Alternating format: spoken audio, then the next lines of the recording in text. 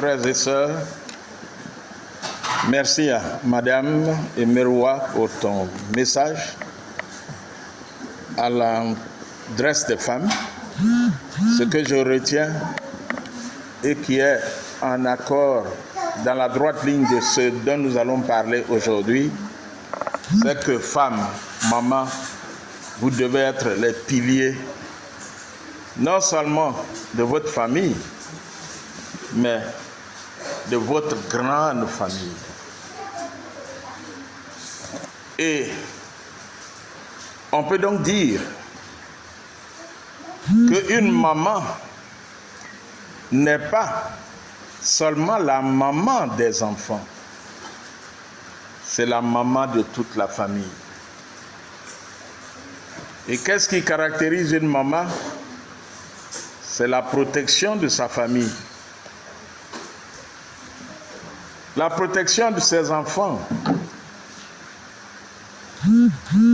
La maman ne voudra pas que son enfant tombe malade et qu'il n'ait pas de secours.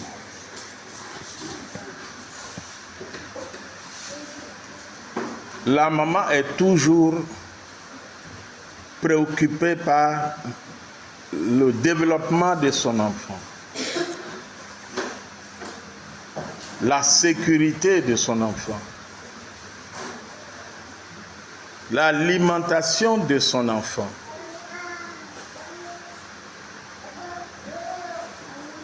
Le premier médecin de la maman, de l'enfant, c'est sa maman.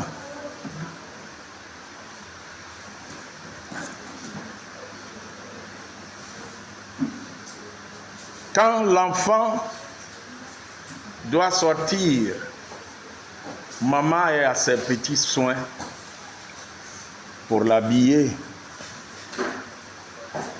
pour le parfumer. Elle voudrait que son enfant soit bien, paraisse bien et vive bien.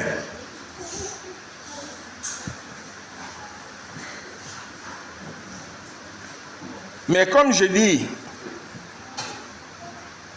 aujourd'hui, que je voudrais vous dire que la maman, c'est la maman de toute la famille. Et son premier fils, c'est qui? C'est qui, le premier fils? Oui. Son mari. Bravo, merci. Oui, son premier fils dans la maison, c'est son mari. Et donc, elle doit être à ses petits soins. Elle doit pourvoir à tous ses besoins. Elle doit s'assurer que son mari a bien mangé, qu'il est en bonne santé, qu'il est bien habillé,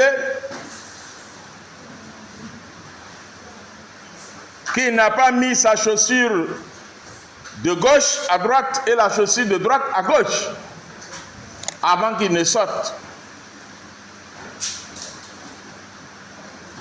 Et ses autres enfants, ce sont tous ceux qui sont dans la maison. Et on peut aller plus loin en disant que la maman, ses enfants sont aussi les membres de la grande famille. On peut extrapoler, même aller jusqu'à dire que la maman, c'est la mère de tous ceux qui habitent le quartier. Et on peut aller loin en disant que la maman, c'est la mère de tout le peuple.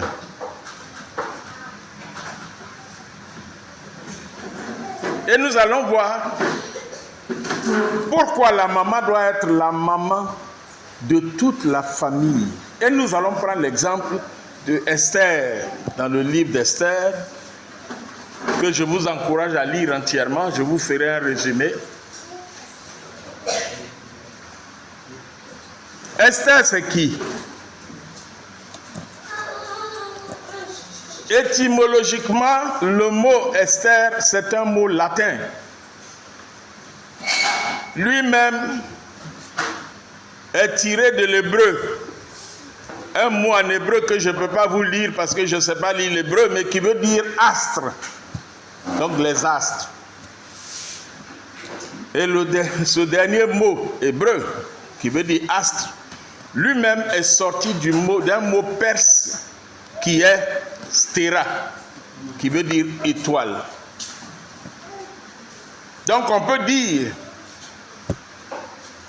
que Esther porte un nom lumineux.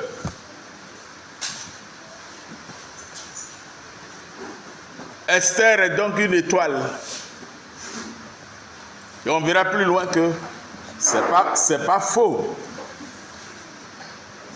Et vous pourrez voir ça dans Esther, le livre d'Esther, chapitre 2, verset 7.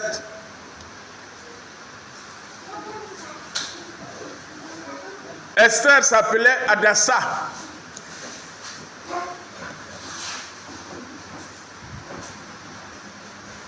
Le peuple d'Israël a été envoyé en captivité. Et les parents d'Esther ont été envoyés en captivité.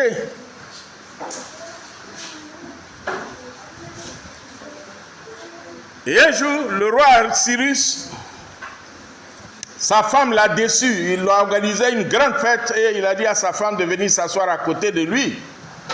Elle a refusé de venir.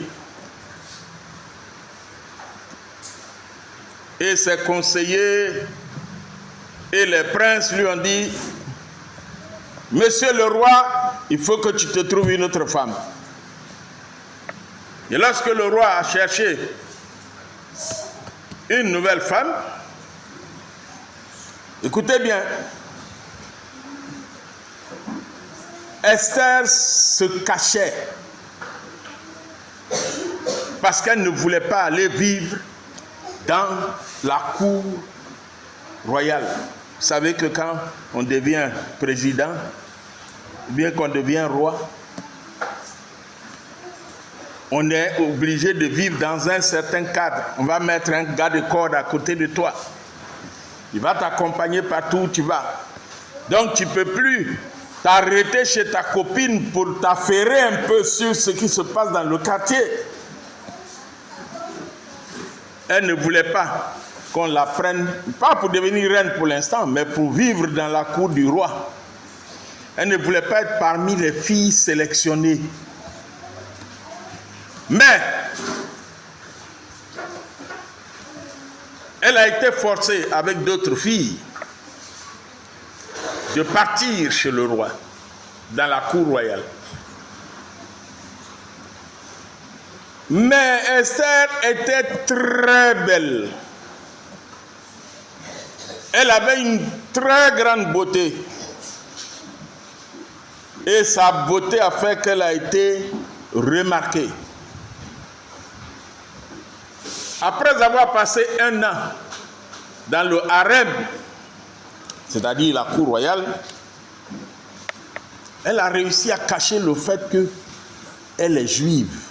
Donc elle a caché son origine, ou dirais-je ses origines.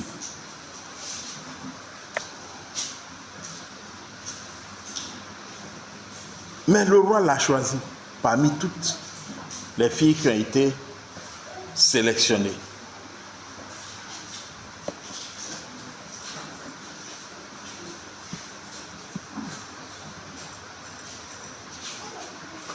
Hadassah, donc Esther, est une jeune fille juive de la région de Suisse, S-U-S-E, dans le royaume d'Assuérus, pardon. Après la mort de son père et de sa mère, Esther vivait avec son oncle, qu'il a pris comme sa fille, qu'il a prise comme sa fille. Et il vivait dans la joie, il vivait vraiment dans la joie avec son oncle. dans l'insouciance, une jeune fille sans aucune préoccupation particulière. Il n'y avait pas de Facebook.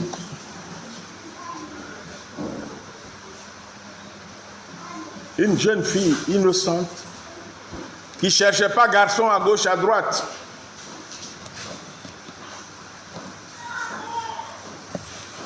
Jusqu'au jour où le roi, parce qu'il veut une nouvelle femme, a cherché donc à ramasser, capturer les filles.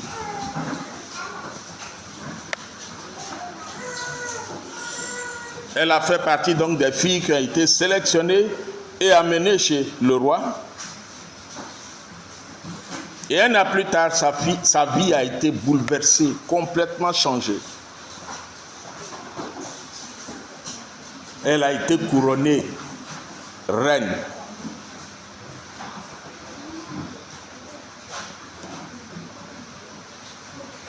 Je vous encourage à lire le livre d'Esther. Sa vie, son histoire est très passionnante.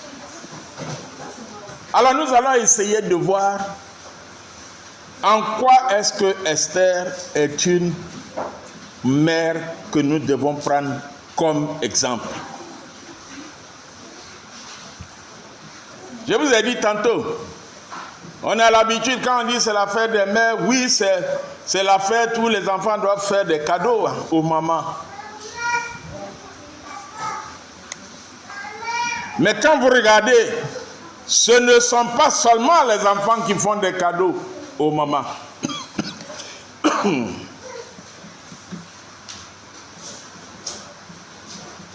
C'est très souvent toute la famille. Ce n'est pas seulement le mari qui fait un cadeau à la maman. Et des fois, c'est le papa qui va acheter des cadeaux, donner à chaque enfant, pour aller donner à maman. Et puis ensuite, lui aussi, il vient. Il donne ses cadeaux. Les neveux, les nièces, les enfants qui apprécient maman, les beaux-fils, les beaux-frères, viennent faire cadeau à maman. Et on célèbre les mamans. On organise des événements pour les mamans.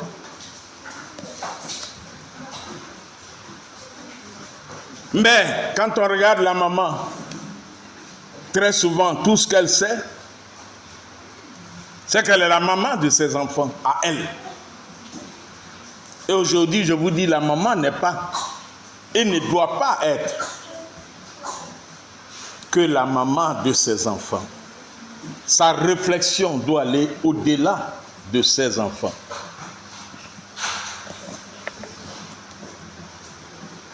De la même manière qu'elle reçoit des cadeaux de tout le monde, de la grande famille. Et des fois, c'est la nation qui célèbre la maman. De la même manière, Esther fut la femme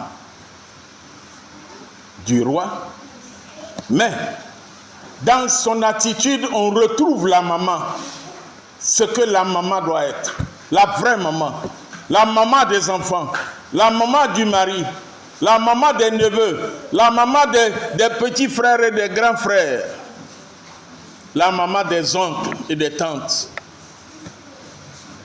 la maman qui sauve la vie de tout le monde. Esther était une fille humble. Humble. Entre nous dans cette salle, combien de femmes est-ce qu'on va appeler pour dire le président cherche une nouvelle Fantagbe et il doit choisir parmi les femmes d'Abidjan. Combien qui ne vont pas aller s'arranger, faire un make-up et commencer à changer leur démarche pour se faire remarquer?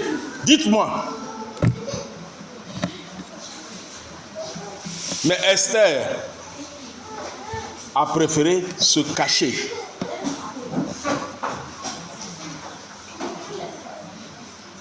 Esther n'était pas prétentieuse. Elle n'a pas dit « Ah, quelle occasion! Après tout, je suis très belle. Après moi, c'est moi. Et avant moi, c'est moi. Elle n'était pas prétentieuse. Elle a préféré se cacher.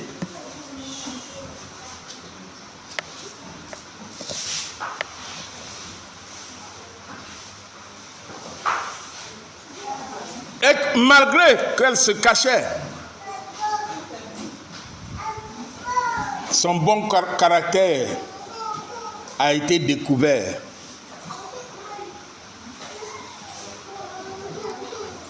Et le roi l'a choisi parmi les filles qui avaient été sélectionnées. Aujourd'hui, nous avons des jeunes dames qui pensent que la vie se résume à leur beauté.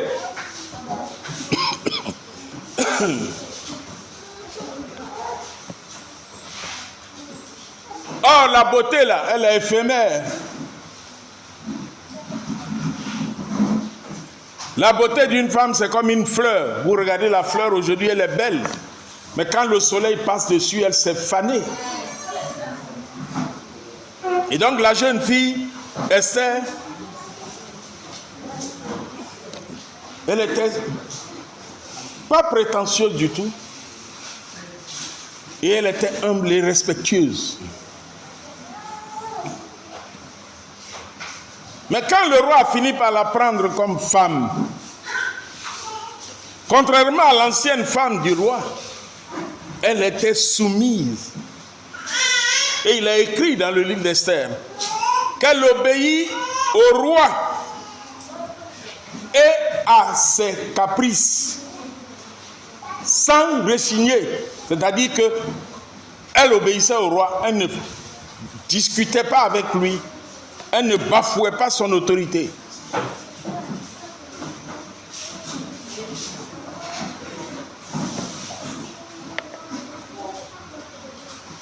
Vous savez ce qui s'est passé? Progressivement, Esther a pris les rênes du pouvoir. Et elle est arrivée à imposer ses volontés au roi. Et c'était elle qui régnait. Quand un homme va à une réunion, ou bien qu'il est quelque part où il doit prendre une décision, et puis il dit, je vais aller réfléchir. Pour les hommes qui sont ici, qui ont l'expérience, ça veut simplement dire, j'ai une reine Esther à la maison. Je vais aller demander son avis. D'autres disent, la nuit porte conseil. Ça veut simplement dire, cette nuit, je vais parler avec ma femme et recueillir son avis. Et très souvent, c'est la femme qui n'a pas imposé à l'homme sa décision, mais qui a donné suffisamment de bons arguments au mari, qui l'a amené à prendre une décision. Et quand il a pris la décision, tout le monde dit qu'il a pris une bonne décision. Mais c'est sa maman, son Esther, qui est à la maison, qui l'a inspiré. Et donc je répète ce que j'ai dit, progressivement Esther prend les rênes du pouvoir et elle arrive à imposer ses volontés au roi et à régner.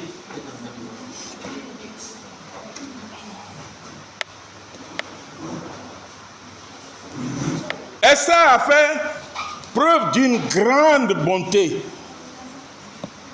pour venir en aide à son peuple.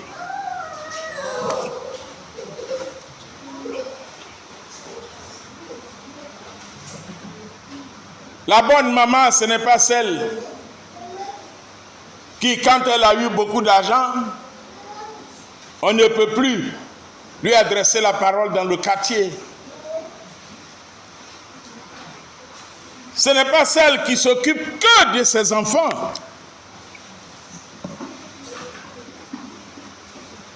Ce n'est pas celle dans le quartier, on ne peut plus lui dire bonjour. Je vous dis, Mardoché, l'oncle de Esther, peut-être que même il vivait dans un bidonville, dans une cabane. Quand le roi a envoyé chercher les belles filles, et puis on l'a trouvée.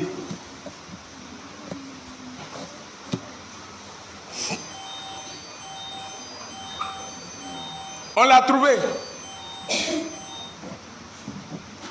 Et elle a adopté un comportement digne, humble, sans prétention. Devenue la reine, la femme du roi, elle ne s'est pas gonfler la poitrine. Ah, maintenant, vous les gens de mon peuple, les juifs là, vous n'êtes plus rien à mes yeux. Non.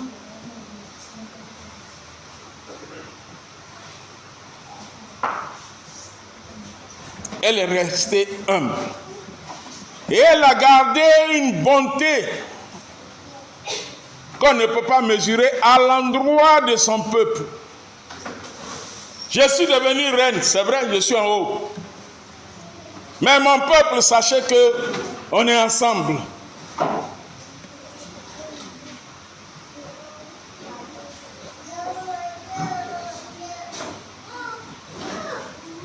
Donc quand tu deviens riche, tu deviens milliardaire, ton peuple ne les abandonne pas, ce sont tes enfants.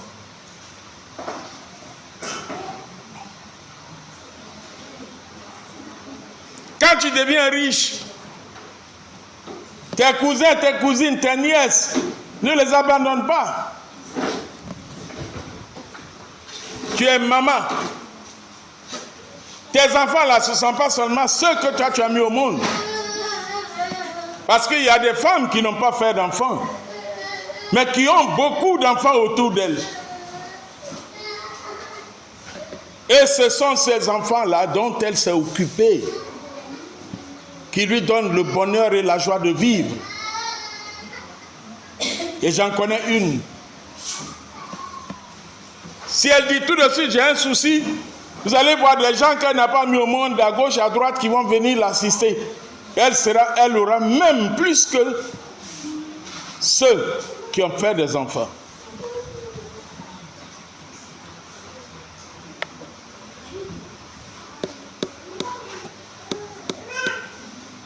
Elle a fait preuve d'un courage immense pour affronter le roi et son grand ministre, Aman, qui voulait qu'on tue le peuple d'Israël. Parce que comme ils étaient en riches, pas dans leur pays, puisqu'ils étaient déportés.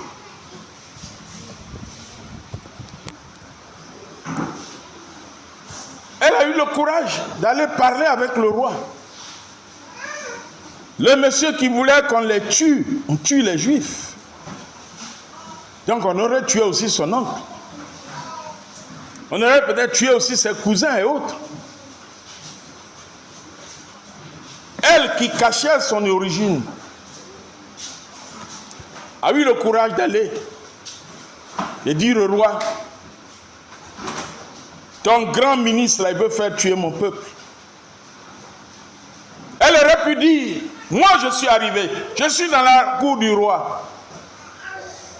Monsieur le roi, voici mon oncle, fais-le rentrer dans la cour.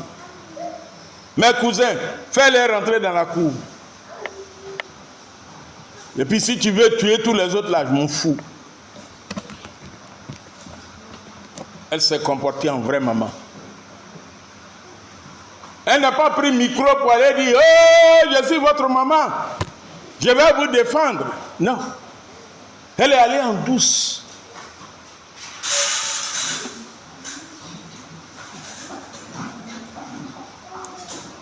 Mes chères sœurs, chère maman, je souhaite que de cette assemblée sortent de vraies mamans. Des mamans qui ne sont pas seulement mamans de leurs enfants. Aujourd'hui, je suis content, je vois beaucoup d'enfants dans la salle.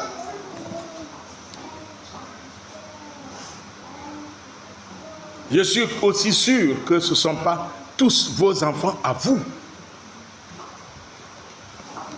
Mais ils sont venus pour adorer Dieu. S'il y a un danger tout de suite, chacune va courir pour chercher. Ouais, mon enfant, Kofi, tu es où? Akisi, tu es où? Mais et les autres? Mais la bonne maman va dire, les enfants, venez, venez, venez, venez. Elle va casser la porte là pour les faire sortir. Tous. Et c'est comme ça que je veux que vous, chère maman, vous soyez. Soyez la maman de tous ceux qui sont dans l'environnement dans lequel Dieu vous a placé. Nous sommes serviteurs de Dieu partout où il nous a placés. Que Dieu nous aide. Que Dieu vous aide à être de vrais Esther partout où vous êtes. Parce que vous n'êtes pas là-bas par hasard. Esther ne pouvait pas imaginer que elle, fille d'un pauvre juif, habitant dans une cabane, en ce moment-là, il n'y avait pas maison en dur,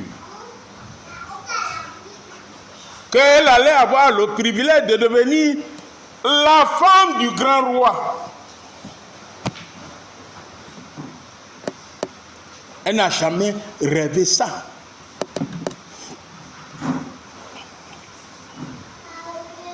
Donc, n'ayez pas l'impression que vous êtes caché, chère maman. Dieu vous voit. Et il est capable d'envoyer un ange et diriger un ange pour venir vous trouver où vous êtes. Et puis sortir du milieu de vous une Fantagbe, une reine, une femme de président.